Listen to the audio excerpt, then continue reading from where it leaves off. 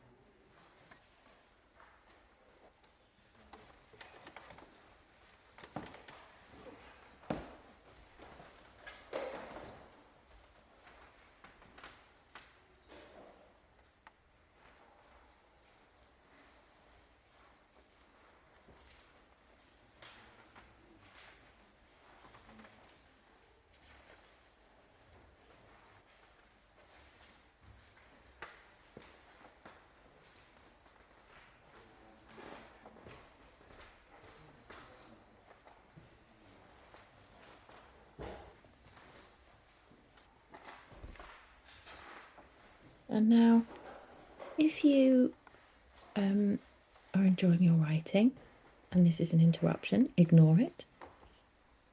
But if you need to focus, I want us to explore the physical damage that the fire is doing.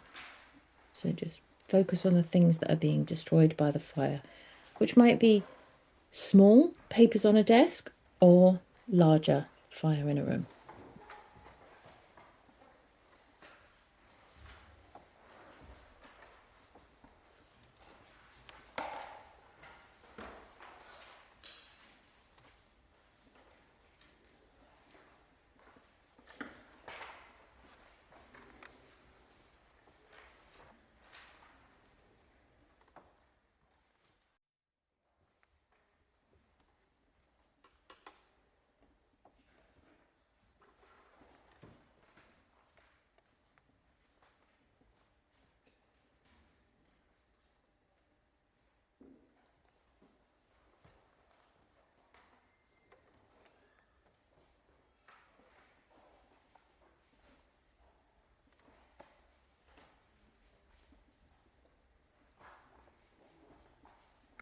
And now your character decides that they have to save one particular object from the fire that's taking hold.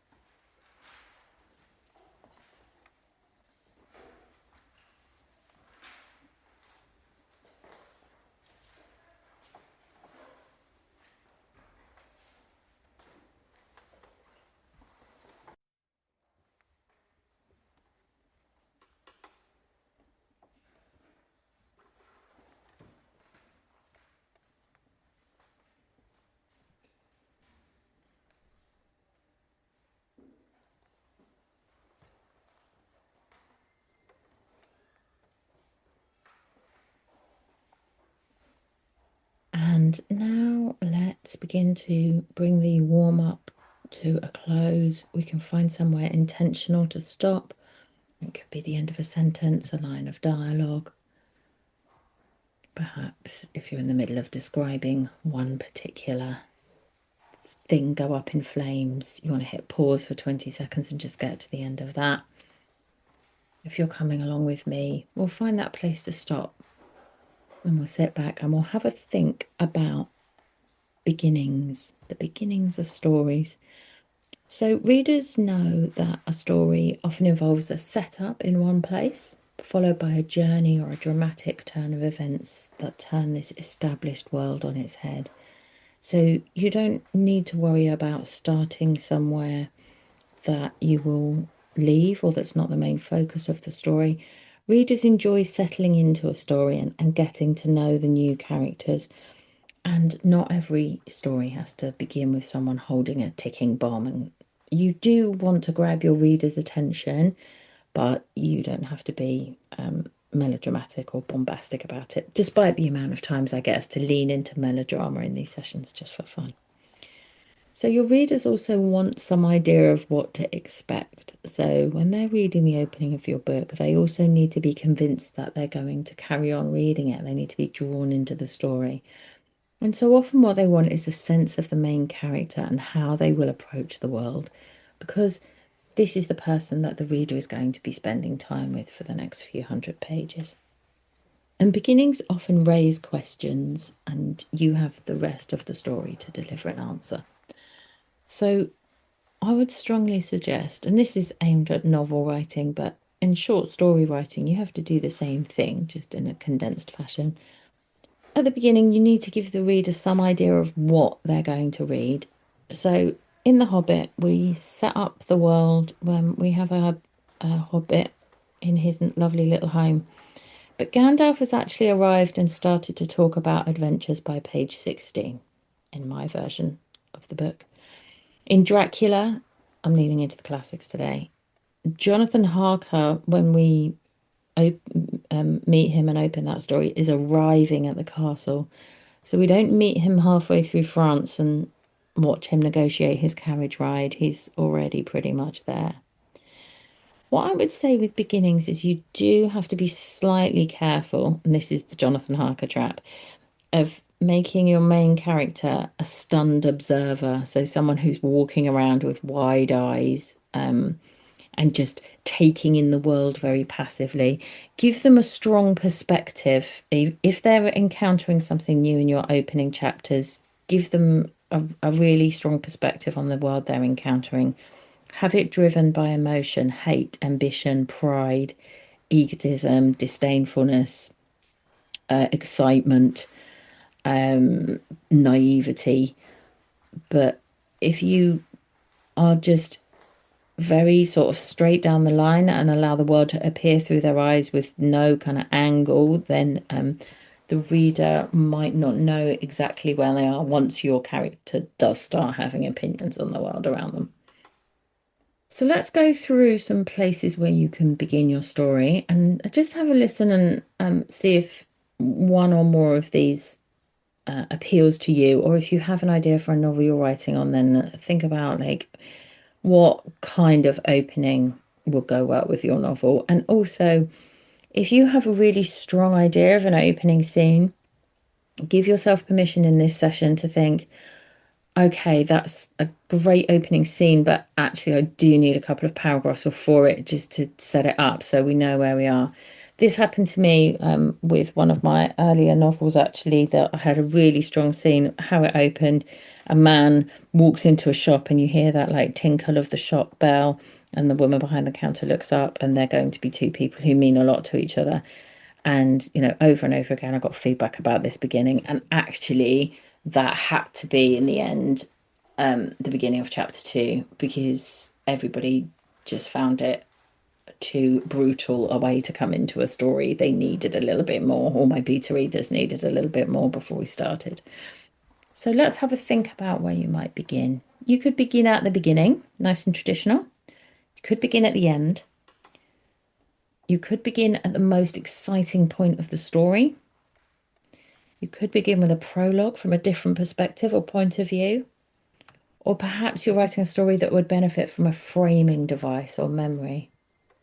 So let's go through some of them, and like this is why I said I've got a bit to say about this. We'll go through them in more detail. At the beginning, if your main character is someone who longs to go home throughout the story, then the reader needs to know a little bit about what home means for them. Or if they have certain attitudes or fears that will hold them back and be really crucial to the plot, we might want to read about these on a tiny, small scale before we see it on a huge arc of a novel or even several novels. So potentially your character, and this is beginning at the beginning, your character is somewhere familiar to them, but something interesting is happening, or they're under pressure. So they're at work, but it's the day of the big presentation. They're at home, but the toaster has just caught fire.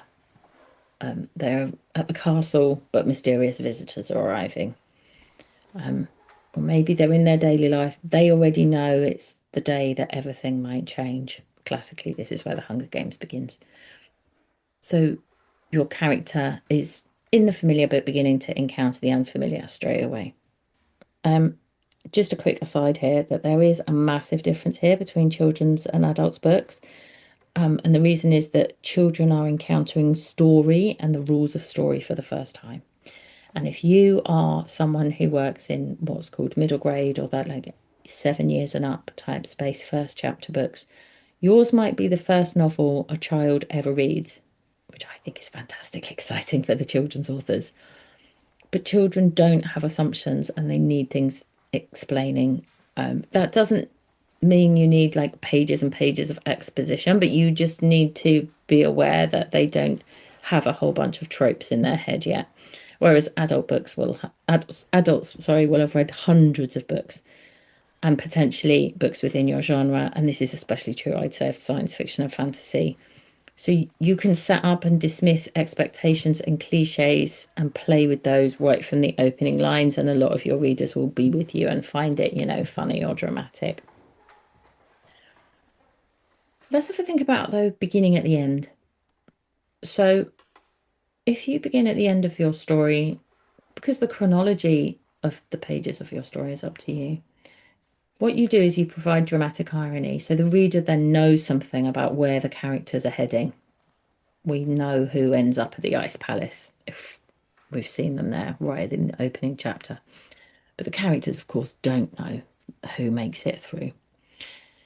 And this might become clear in edits, I'd say, in later drafts. So if you know you want to open at the end, but you aren't sure how to do it, my advice would be right from the beginning, get it to the end, and then go back and sort out that sort of structure of the beginning afterwards. Just pile on ahead with your draft. Don't get too hung up on like making a reveal or a twist that's going to come at the end. Work at the beginning. Just expect that you have the skills and the talent to make it work in your second or third draft. Once you've got the 70, 100,000 words of story, you're going to need to rewrite that beginning anyway. So just getting in a loop right at the beginning of your first draft is not the best use of your time. You could also begin at the most important, exciting part in the story. And this is really dependent on genre. So like in a romance story, the reader knows that two characters will get together. They don't need to see that ending in the first 3 pages and then flip back chronologically and read about how they got there necessarily, because it's implicit in the fact that they walked into the romance section and picked up a book that they're going to read a story about two characters who get together. Whereas action thrillers with long briefing sections and lots of information at the beginning, which is a style of book that some is very love-hate. I'm all right with it. They might want to establish, difficult conspiracies and who the main players are and who's betrayed who. Sometimes they just need to start with an action sequence, which helps the reader get really invested with the main character and their survival and the danger they'll face, and then go back and provide some context for how they got there. You might want to begin with a prologue, and that might come from a different perspective or point of view. And the same as when we talked about beginning at the end, you might find this is something you need or want to do after you have written the book, and that's fine. Or you might have a really strong idea that this is how you want to begin. And I would suggest writing it, whatever's in your head, but remaining kind of playful of it and accepting that the beginnings of stories get rewritten a lot. So focus on the main story and getting that down. And actually, if you find that just beginning at the beginning is stronger for you, then that might be that the prologue has to go. Or, and I've seen this happen before, the prologue grabs you, but it makes you realize that actually you want to write the story from that perspective. So the voice in the prologue is so strong. You've kind of thought about your main character, but that person is not actually your main character, and you need to make, a major shift. This kind of beginning is quite common in crime novels, where you would begin with the criminal committing a crime, and most of the book is actually about the detective trying to solve that crime. And you've had some insight into the inside of the head of the person committing it, but you don't get back to the inside of that person's head for many, many chapters. Prologue, of course, might also tell us something about how the world works or set us up for something later. So, we know the ship's engineer hasn't finished the job properly and gets interrupted. And this becomes a ticking time bomb as the crew get further and further into your adventure story. And the hope is that the reader forgets about it and then suddenly remembers, like, oh my God, she got interrupted when she was cleaning the plugs and she never put the cables back and now it's all going to go wrong. And it feeds into your climax in that way. And the danger of this is, of course, that lots of readers will remember, especially ones that have read a lot of books. And that might be a bit too much of a spoiler for them, but it can be done well. I'd say even if you do it well, a few readers might guess. But sometimes they enjoy the story anyway because it's still fun to know how the characters got there, even if you had a vague inkling that the cables were going to be really important. And a prologue can also hint at some kind of distant power. So we know the characters are drawing closer to something that they can't have foreseen, or perhaps they're being chased by mysterious forces. We get into a glimpse of those. And then we are close third person in with a group of characters on a mission for the rest of the story. It's useful in that case, that prologue, because it allows you to step out of a very closely told story, maybe even a first person one, just to briefly set something up. But it has to capture your reader's attention. And it can't be a piece of information that you need them to have because that's not exciting enough when they pick up a book in the bookshop, which, as we all know, is where we all buy our books. Let's do some writing then, because I think that was the longest talking I've ever done on this podcast. I want you to go back to the scene where you were in a room and the room had caught fire. And I want us to think about the beginning of that story. So, what was happening 24 hours before that happened? And we might look upon this as writing a prologue, or we might think of it as beginning at the beginning.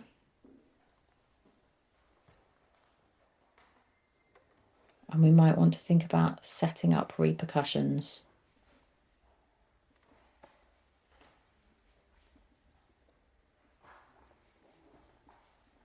And if you like, you can begin it in a very obvious way, because as well, we're just doing writing sessions here, right? This isn't for use. So you can begin it in the literal way of 24 hours before the fire. And I'll let you carry on from there.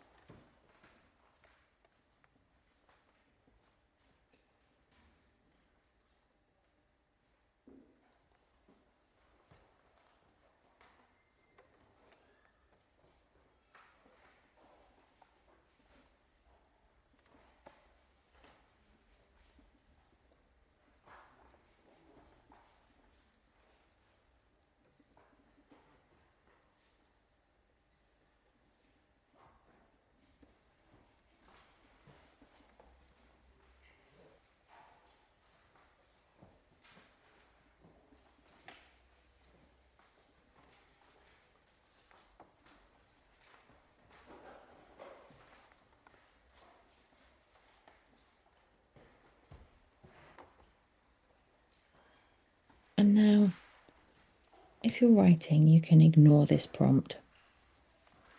But if you need a little bit of focus, I'd invite you to think about what emotions are in your piece so far, and can you push them or heighten them in any way to give your character a firmer perspective of what's happening around them. So if they're irritated, could they be angry? If they are a bit excited, could they be losing their mind with anticipation? See where that takes you.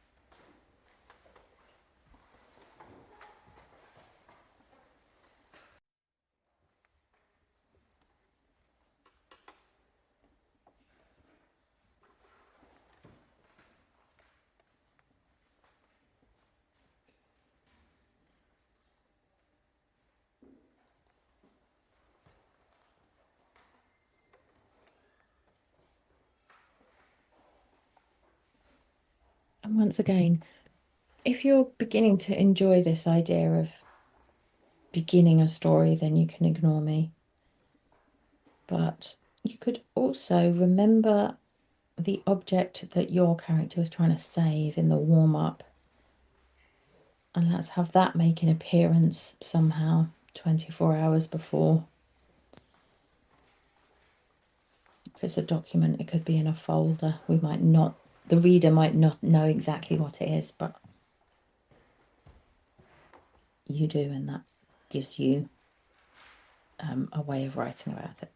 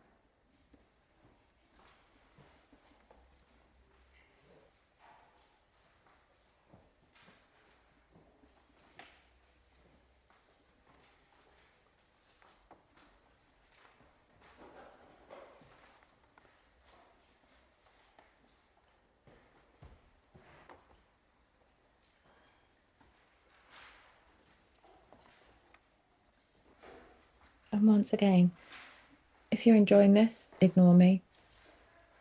But you could also think about adding a character who needs something from the person you're writing about.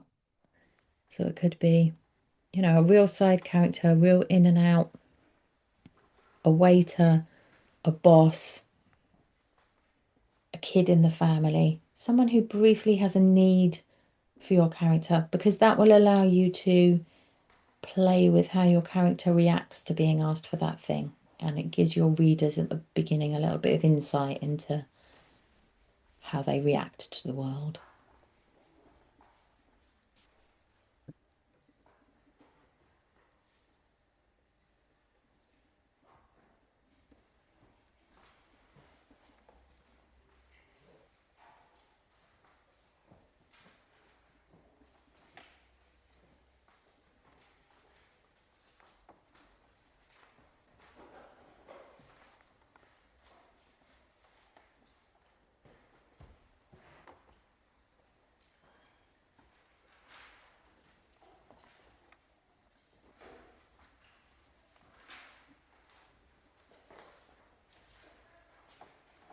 And last prompt, just for fun, you could time jump now from any point between this moment you've been describing to any point up until the fire starts.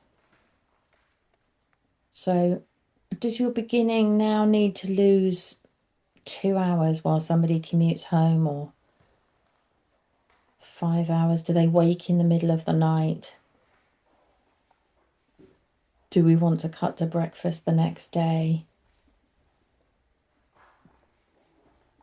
We've begun, but our job is not to describe every single moment between this examination of their familiar life and the time at which their room catches fire. So that's my final prompt. Lose some time and see where you might want to jump in again, and see if it gives you a slightly different perspective on this character that you're working with.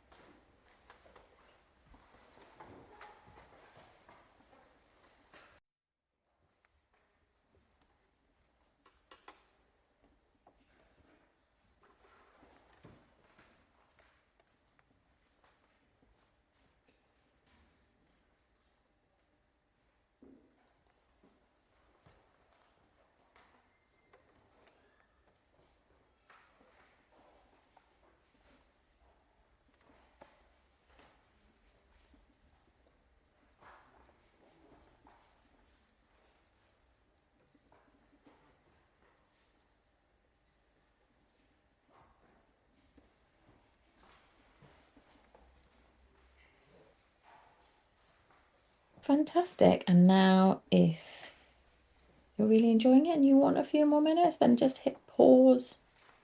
I'll probably still be here when you get back. And if you're finishing with me within the time of the workshop, then you can begin to bring your ideas to a close or find somewhere to stop. If your brain has had more ideas, you can scribble them down, either in a neat list or completely haphazardly. Whatever works for you. And once we've done that, and we've made sure that we have found somewhere to stop, we can read back over the work and have a think about,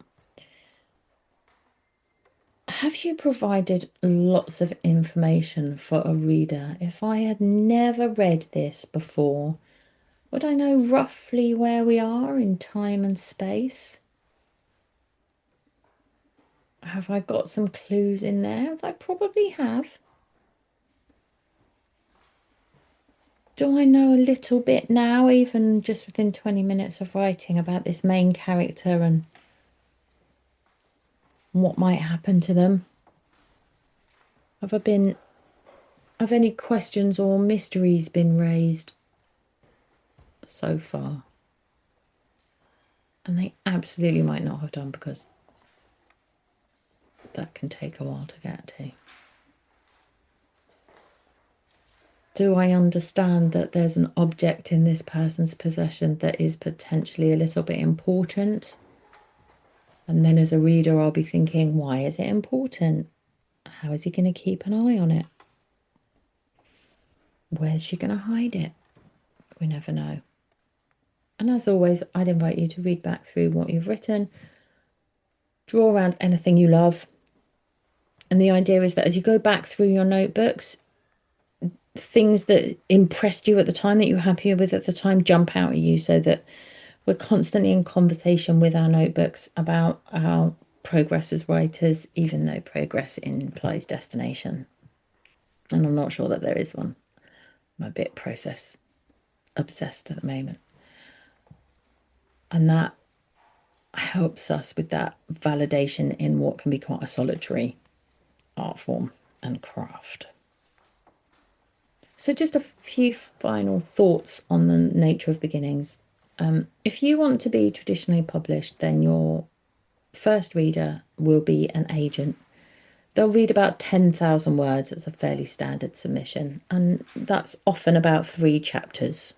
But if your chapters are in any way unconventional or shorter or longer, they'll want about 10,000 words. This is also what readers will look at to decide whether or not to invest their time in the story when they're standing in a bookshop or in a library. And even if your beginning is somewhere else than your main story, or from a slightly different perspective, or sets up some kind of world or information, it really needs to be part of a coherent whole. You don't want to be veering too far away from your main story. Of course, that's slightly different if you've got a really meaty part 1 and then you make a massive shift in part 2. But if you've got something really different in a different place with different people, you really need to be clear about why it's important for us to begin there and not with the main characters that we're going to follow. Also, really bear in mind that beginnings, despite today's exercise, do not have to immediately precede the main events of the story. Chronology is within your control. You can skip to the end. You can begin at the beginning. You can begin in the middle. I'm writing a story like that right now. You can also use, a framing device, if you like, a discovery in an attic that sends us back a century. I've read a few of those and always enjoyed them. Because of that submitting to agents and importance with readers, you will spend a lot of revision time on your beginning, trust me. And my strong advice is not to worry too much about it. Just get into the story and draft it to the end. You really cannot know exactly what the beginning needs to do until you have written to the end, even if you're someone who plans really well. And please do bear in mind that your story may not begin in the same place as your first draft. And that is incredibly standard and normal for lots and lots of people. Instead of getting obsessed with chapters 1 to 3, try to also draft chapters 4 to 32, and you might suddenly find that chapters 1 to 3 practically write themselves, especially because you'll have got to know this character through writing about them. I really believe that is what a lot of the podcasts are about. And so you might be in a much stronger position to write a very clear, concise, funny or dramatic or emotionally impactful beginning once you are so clear on exactly the journey that this character is going to take in your work. Enough of my voice, of which there was a lot today. I hope that you enjoyed the writing session, and I look forward to seeing you next time.